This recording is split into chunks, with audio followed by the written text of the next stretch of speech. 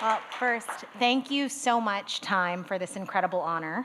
And to all of my fellow honorees, to my colleagues, to friends in the room, it's very rare, frankly. I have 10 brothers and sisters, so I walk through life with a pretty thick skin and very rarely feel intimidated. And in this room, I feel intimidated and humbled and grateful, so thank you all for all the tireless work you do to advance care and dignity and opportunity for so many people around the world.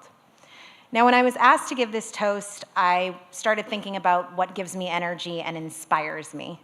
And I started my own medical career in a conflict zone.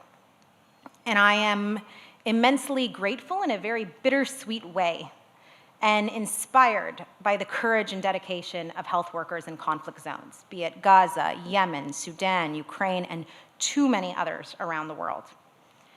Now, in the past year alone, political violence has increased 27%.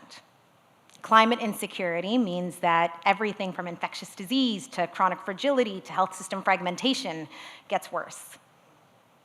And hospitals, which are meant to be places of healing and places of hope. I always say that a hospital was more spiritual to me than any mosque, church, or synagogue because you hear more prayers in it, become, at best, overburdened and at worst, attacked. And it will come as no surprise to many of you that in those moments of crisis and insecurity, it is women and children who are the most vulnerable.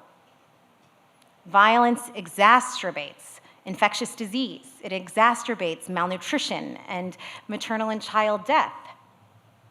In Gaza alone in the past 6 months, conservative estimates are that 35,000 people have been killed. Of them, 70% are women and children.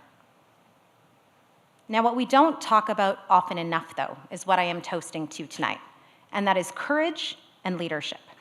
Because while women are beneficiaries of healthcare systems, they are also actually the foundation of them. Women are 70% of healthcare workers around the world. They are on the front lines of delivering care in the worst of circumstances. Now, I know that for many of us, we've been talking about everything from menopause to hyperemesis to COVID, and if you can imagine how much worse those are when there are bombs and bullets overhead.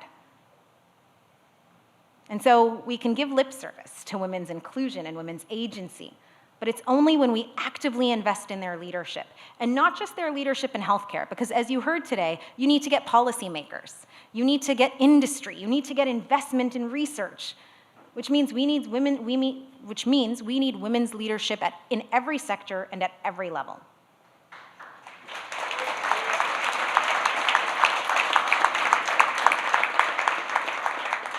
My dad always says being a physician is a peacemaker. And part of me thinks he says that just so I went into medical school, but that's another conversation. Any kids of immigrants, please feel free to see me. But I actually don't think anything embodies courage and leadership more than those who are on the front lines in conflict zones around the world, than the very women and children who are at risk, and the women who continue, despite the enormous toll on their mental health and the enormous personal risk, to provide care and dignity and opportunity for their communities. And so tonight, I toast the courage of those who not only have to live through those moments, but who carry their communities through those moments selflessly. Thank you.